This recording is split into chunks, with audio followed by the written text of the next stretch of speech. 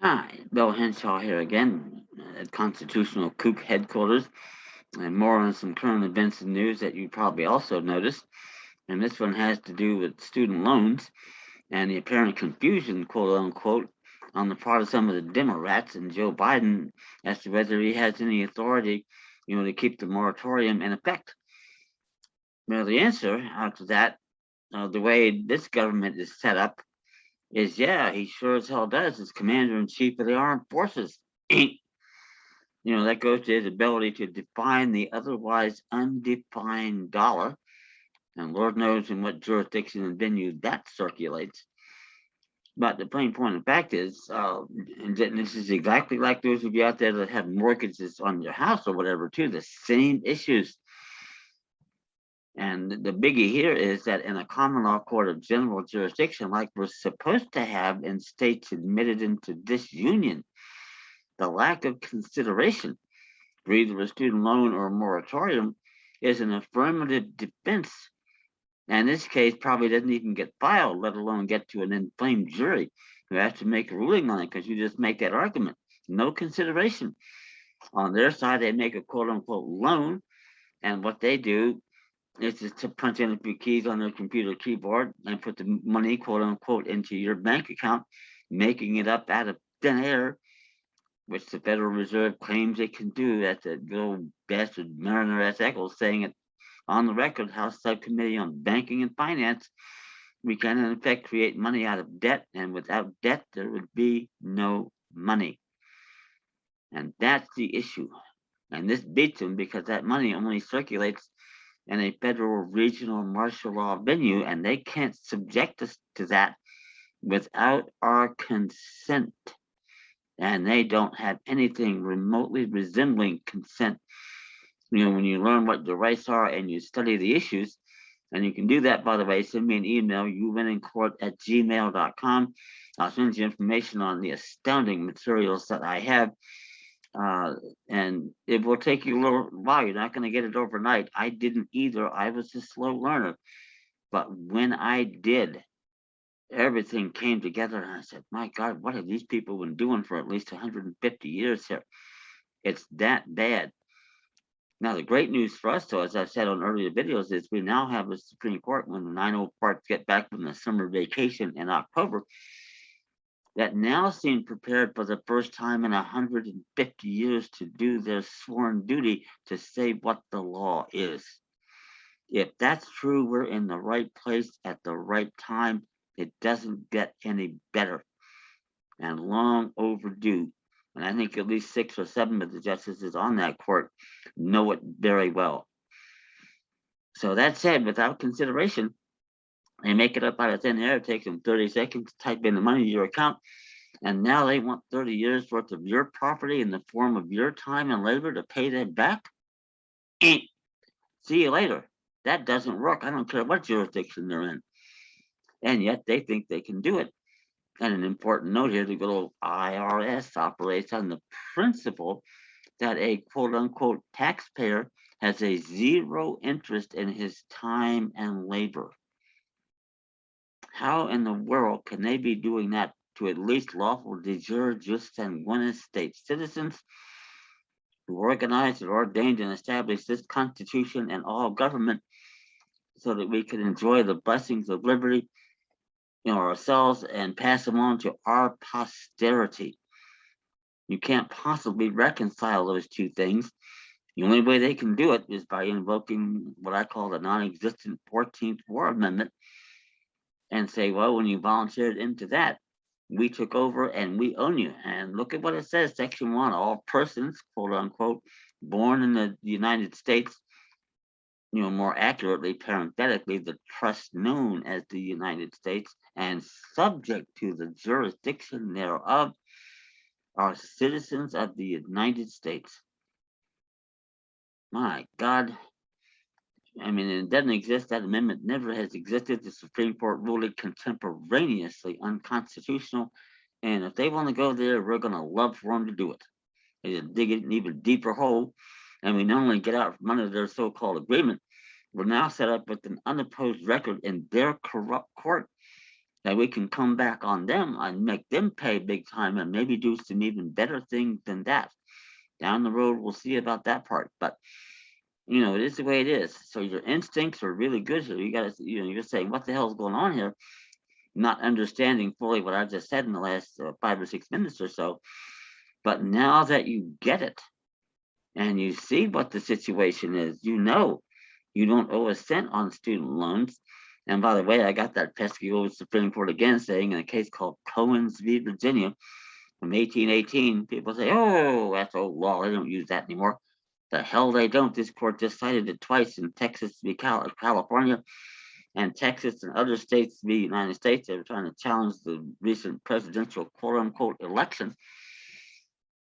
And they know if you cite that case, you have to know exactly what it says. And you will, by the way, send me an email, youwinnincourt@gmail.com.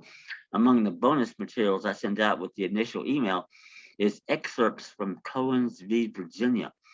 And this is Chief Justice John Marshall saying this for the unanimous court. And he was, the head of the court, and the guy was an icon of Harvard and Yale. He was never wrong, was he? And what did he say? That the act of using paper money discharges the obligation. The debt is still due. That's a mouthful. And there's a number of great quotes in this. And by the way, this is all dicta. They didn't formally decide this in the opinion. And I make that clear here so that attorneys and other idiots can't come back and say, you don't know but damn thing what the hell you're talking about. Yeah, I do. And they said a lot of this at the time when, maybe a lot of the American people weren't clear on exactly what their rights were and how the system worked, even though it was, I'm sure, taught much better in schools at that time than it has been ever since, and especially in the last 90 or 100 years. Hell, if I learned this stuff 50 years ago, my life would have been different and I would have got it on the fast track a hell of a lot quicker than this. But they don't teach it. They don't want you to know any of it. That's my job, to get out there and educate as many of you as I can so you can learn, you can educate your children, your posterity, and get these bastards off our backs. So yeah, if Biden, increases the moratorium on the student loan, and apparently he's either about to do it or has done it, he's acting for all intents and purposes as commander-in-chief of the armed forces. So ask yourself this question, those of you that have student loans and even mortgages. When did I volunteer into the Army? Oh, and that's what they would have to prove, that you're subject to that. And among my materials, you're going to get a case that actually is fairly well known, I think, even today, but I think the full import of it isn't understood like it used to be Berkeley or Stanford, Starboard, Bale, you name it. Called Ex parte Lambton P. Milligan, 4-2, 1866. And a brief recap here is that Milligan got tried by a military tribunal in Indiana for crimes committed against the federal government. And this is during the war between the states, but his attorney went to the 904 Parks and said, not so fast. There was no war going on in the state of Indiana at the time, hence this military tribunal didn't have any jurisdiction. And the Supreme Court, at a time when they were still doing their duty to say what the law is, said, yeah, that's right. And he reversed the conviction. So that's a key case that you need to know. And you'll learn some other ones too. Send me an email, youwinnincourt@gmail.com. And I'll send you information on my materials and a lot of information that you can study and help yourself get up to speed here. Because once you do that, they can't, it's embarrassing how colossally ignorant even these quote unquote judges are on the other side. They simply don't know or they don't care, and they don't think they have to care because we don't have any remedies. That's a big change that I'm working very hard to get in effect here. And I can beat them in their own courts if I have to do it. As corrupt as they are, I can even do that, but we don't need to go there. The threat of filing a suit after we set an unopposed record against these bastards is going to be all it takes. Because the great power we have, people, is it's not just our case. We get one student loan case decided on the record, particularly by the 904 Parks, but even in a higher court on the record, it's now a binding precedent from Portland, Maine to Portland, Oregon. And the same is true for mortgage banksters too. That's the power of knowing your rights and being able to act on them, and it's exactly what they don't want you to know. So that said, I don't want to run on too much, sir. But as I said, send me an email, youwinnincourt@gmail.com. I'll get information out to you. You're going to love every bit of it. And what you're going to learn is good, not only in these agendas, but across the board. You name it. DMV, Franchise Tax Board, IRS, Inc. They're all in the same jurisdiction, which they can't compel us to join. Simple as that. And this is the only nation in history, I think, ever set up where we have these kind of rights overtly and can do it. But you don't know if they didn't teach you. That's a big part of my job, to do that and motivate you to get out there and invoke your rights and give them hell. And they don't know what to do with people like you and me. I mean, my God, I shut the bastards up in 30 seconds in my South Carolina felony case after being hauled across the country for 2 months on 4 different federal unmarked military aircraft. 30 seconds. And they read the charges as a felony. They were practicing law without license, and I laughed. I'm the one manacled and in a red jail suit. I laughed. I said, the problem with that is I don't practice it. I get it right the first time. And they went on to say, well, we got to check and be sure that you're competent to represent yourself. And if I could have thrown my hands up, I would have. Bar feta.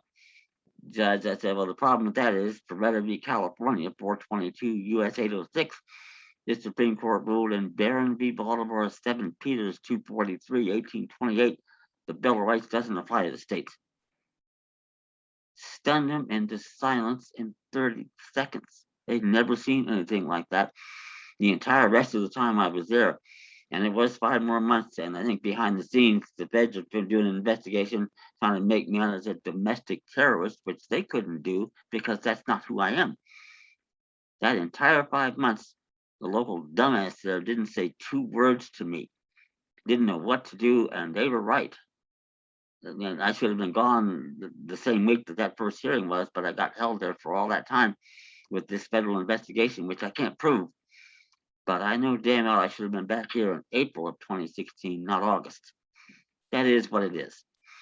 That said, what we all have to do is work together here. Africans, Asians, Americans, cut this divide and conquer crap they've been doing for at least 150 years. Get on the right page, the right standing, the right issues, the right court. We can beat them. Simple as that. That said, remember to like the videos, subscribe, tell your friends, get the word out. The sooner we start acting together, the faster we get these bastards off our back. Thank you.